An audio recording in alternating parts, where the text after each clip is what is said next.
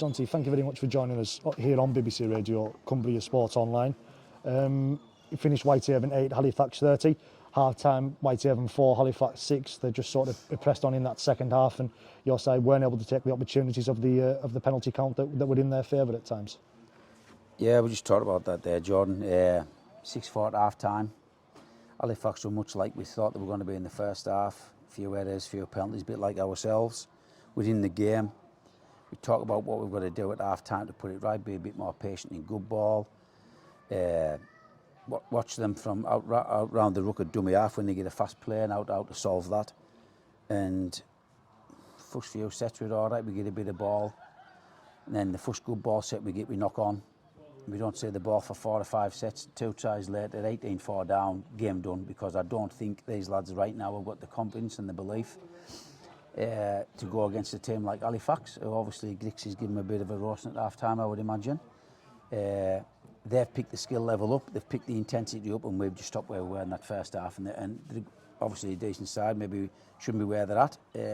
And they've strangled us to death in that second half, mate. We coughed the ball up and good ball, like I say, on the first good ball set we had, and we don't see the ball again till the 2 tries further in front. We coughed the ball up again, coming out of the yardage, they scored again. It's just, I am one broken record, Jordan. It's week in, week out. We're talking about it in there, and we've got 3 games to go, and yes, we've got to get a win them 3 games, mate. We had 6 games to go, mate, to get a win. And I'm talking 3 weeks later about after the Barra game, we're doing the wrong things at the wrong times, and it's credit where credit's due at Halifax. To me, they've showed the more skillful, the fitter, the stronger, the more like they've got more patience with the ball, and that's proved what's wrong with us today. You mentioned that's proven what's wrong with yourselves. You made a couple of changes sort out there today. Curtis T went into back row. You had a centre partnership, centres of Chris Taylor and Dave Eccleston. Dion Ayre started today. How do you feel them sort of changes went? Did they give you the sort of impetus you were looking for? No, mate, they didn't. No, and I'll take that on the chin. That's mine. I'll probably have to go back to where we were. We needed to start strong. Hey, don't get us wrong. You can look at that and think, well, right, we're in the game at 6-4 at half-time, when sometimes when Dion comes on, the game's gone, and try to mix up with Curtis because he's a good line runner and play Lockie through the middle when he come off the bench. And yeah, fair play to them, mate. It didn't work. I've got to take that on the chin, I know that, but it's still our errors. I don't know how many. I've stopped counting in the second half. The first try they got, we're attacking. We put a ball down. We could have been 6-0 up the next set there, 6-0. It's a 12-point shift. But just skill level. Dave Eccleston's passed to Brad Oldroyd. Brad was 40 out. Nobody in front of him. He scores behind the sticks. Passed around by his hips, drops it. They get the ball to score the next set. Absolute killer. Skill errors. Come after we did score. What did we do? Set after points. Get to a kick. Defend well. No. Well, let's offload and tackle 3 in our own half.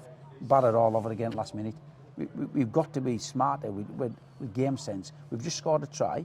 We're back in the game. Let's get to a kick and defend well. But no, we just brain explosions and we offload and tackle 3 or 4, I think it was, in our own half. And lads, I'm sorry about that. No, don't be sorry, just don't do it.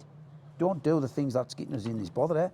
Because regardless of what we say at half-time, full-time training, Tuesday, Wednesday, Saturday morning, Tuesday, Thursday, Saturday morning, we're just coughing the same stuff up all the time. We're just doing the same thing every week, doing it against Barra, doing it against London first half, doing it again today.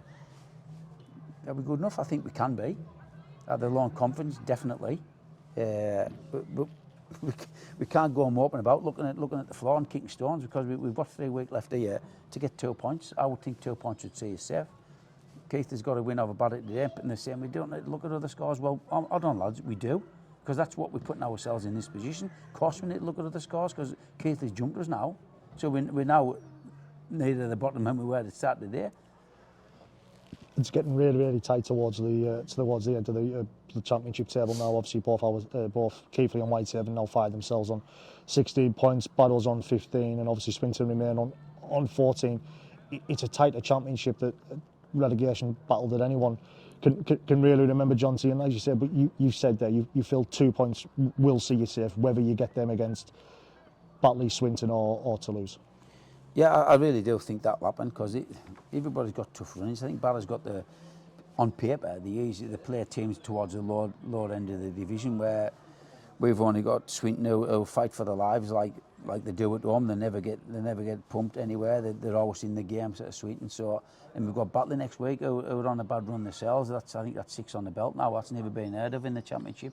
So they'll be looking to put things out next week against us. Who they'll look at video on us and think, well, if we stop in the game with Whitehaven, they'll make errors and we'll get a result. But we need to be. I need some character to be shown and some desire and the effort's there. Don't get me wrong, the effort is there, but just the smartness at times where we're at on the field. The first half, we talked at half time about how panicky we were in good ball. We had loads of good ball sets, and we're making stuff up. We don't train like that. If you just slow play the ball, get another point, we'll go again. But we're trying to play off slow play the balls. If that doesn't work, somebody tries to do something, pull a rabbit out of that. It doesn't work like that. You've got to build pressure, ball retention, build pressure. We'll get your points, and we're not doing that. You said you're looking for some character. Will you be able to bring anyone back in the next few weeks to maybe to try and help in this battle in terms of character from your injuries? Are you expecting to be able to welcome anyone back in this next few weeks? There's a possibility at some point in the next 3 weeks that Callum Phillips could play. That is a possibility. When that'll be, I'm not sure. He's going to see the specialist again on Tuesday regarding some that's hindering his rehab. Other than Callum, right now I can't think. Mate King is out, Guy's out. Everybody else, Dick Carl Dixon. Yeah. No, I would like to think Carl would, but he's trained for 2 weeks and his knees got worse. You know what I mean? He's got a condition there. It isn't a case of rehab or get it better. More running it does worse. It is. So with Carl, I really don't know. You know what I mean? So we basically them lads who's in that change room now. We've got to get us out of it. Maybe we get a Callum, maybe we get a Dicko. I don't know, mate. But we need something.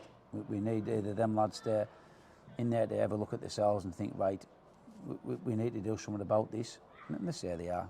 We say we are every week. We're going to do something, but it's that old actions and words. You know what I mean? You can talk about it all day long, can't you? And I am every week. I talk about it all day long, and nothing changes.